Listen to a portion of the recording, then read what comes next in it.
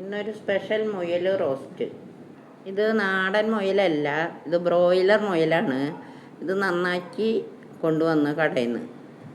ആദ്യമൊക്കെ നാരകത്തിൻ്റെ ഇലയൊക്കെ കുത്തിച്ചതച്ചിട്ട് വെക്കും. ഇപ്പോൾ അതൊന്നുമില്ല, കുത്തുപോകാനായിട്ട്. ഇപ്പോൾ വണ്ടി മുളകും വറുത്ത് പൊടിച്ച പൊടി, പിന്നെ മഞ്ഞൾപ്പൊടി, പിന്നെ കുറച്ച് പച്ചമുളക് ഇട്ടു, കുറച്ച് വേപ്പില ഇട്ടു, കുറച്ച് വെളുത്തുള്ളി ഇട്ടു, കുറച്ച് ഇഞ്ചി ഇട്ടു. ബാക്കിയൊക്കെ ഗ്രേവിയിലേക്ക് എടുക്കാനുള്ളതാണ്. ഇനി ആവശ്യത്തിന് ഉപ്പിടണം. ആവശ്യത്തിന് ഉപ്പിട്ടു. പിന്നെ നല്ലപോലെ ഇളക്കി കൂട്ടുക.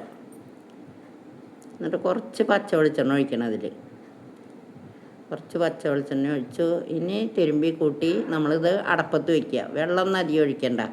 അപ്പം അടപ്പത്ത് വെച്ച് തിളച്ചു.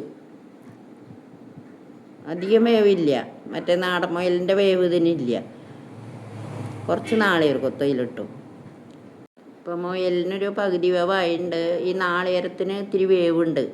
അപ്പോൾ അത് ഇട്ടിട്ട് ഒന്ന് കമത്തി മൂടി കുറച്ച് നേരം വീണ്ടും വയ്ക്കണം. ഇത് വെള്ളം ഒന്ന് അതിൻ്റെ വെള്ളമൊക്കെ വലിയണം. ഇതിപ്പോൾ പുകയില്ലാത്ത അടുപ്പിലാണ്, വിറകടുപ്പിലാണ് വയ്ക്കുന്നത്. വിറക് കത്തിച്ച്, ഗ്യാസല്ല. ഇപ്പോൾ കുറച്ചും കൂടി വെള്ളം വറ്റി കഴിഞ്ഞു. എന്തോ നോക്കാം. ഇപ്പോൾ ഏകദേശം വെന്തും കഴിഞ്ഞു. ഇനി നമുക്കിതിൽ ഗ്രേവി സെറ്റ് ചെയ്ത് വെച്ചു. അപ്പോൾ അത് കുറച്ചിടുക. അപ്പോൾ ഇത് റോസ്റ്റല്ലേ, കഷ്ണങ്ങളൊന്നും ഇല്ലല്ലോ. അപ്പോൾ അത് കാരണം കൊണ്ട് അധികം ഇതിന് എരിവ് വേണ്ട. അധികം എരിവിട്ട് കഴിഞ്ഞാൽ നമുക്ക് കുട്ടികൾക്കൊന്നും കൊടുക്കാൻ പറ്റില്ല. അപ്പോൾ ഏകദേശം വെള്ളം വറ്റി കഴിഞ്ഞു. അപ്പോൾ ഇങ്ങനെയുള്ള ഇറച്ചി റോസ്റ്റുകൾക്കൊക്കെ ഞങ്ങൾ ഇങ്ങനെ മുഴുവൻ കുറച്ച് വറക്കും. അപ്പം ഇങ്ങനെ പൊടിക്കാനാണെങ്കിൽ വെളിച്ചെണ്ണ ഒഴിച്ച് വറക്കും. എന്നിട്ട് മിക്സിയിലിട്ടൊന്ന് കുത്തുമുളകിൻ്റെ പരുവത്തിൽ പൊടിച്ചെടുക്കും.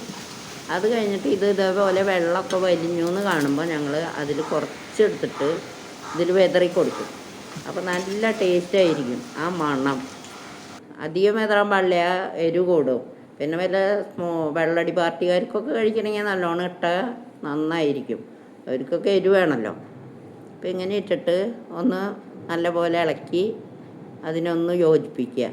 ആ മുളകിൻ്റെ കുത്തൊക്കെ ഇടിക്കൊന്ന് യോജിപ്പിച്ചെടുത്ത് കുറച്ച് മസാലപ്പൊടി വിതറുക. അപ്പം ഞങ്ങളുടെ മുയലിറച്ചി റെഡിയായി കഴിഞ്ഞു. ഇതാണ് ഞങ്ങളുടെ മുയലിറച്ചി. ഇത് നല്ല ടേസ്റ്റാണ്. പിന്നെ ഇത് അതുപോലെ ഇത് ബ്രോയിലറായ കാരണം കൊണ്ട് നമുക്കിതിൻ്റെ എല്ലും കൂടി കടിച്ച് തിന്നാൻ പറ്റും. കടിച്ച് തുപ്പേണ്ട ആവശ്യമില്ല. നല്ല മാർദ്ദവമാണ് അതിന്. അപ്പം ഞങ്ങളുടെ മുയലിറച്ചി റെഡിയായി കഴിഞ്ഞു. അതിൻ്റെ കൂടെ പരിപ്പ് കുത്തി കാച്ചിയത്. ചോറിന് ചാറ് വേണമല്ലോ, അപ്പോൾ പരിപ്പ് കുത്തി കാച്ചി. അപ്പോൾ നിങ്ങളെല്ലാവരും ഇതേപോലെ ഉണ്ടാക്കി നോക്കണം. Okay, bye, thank U.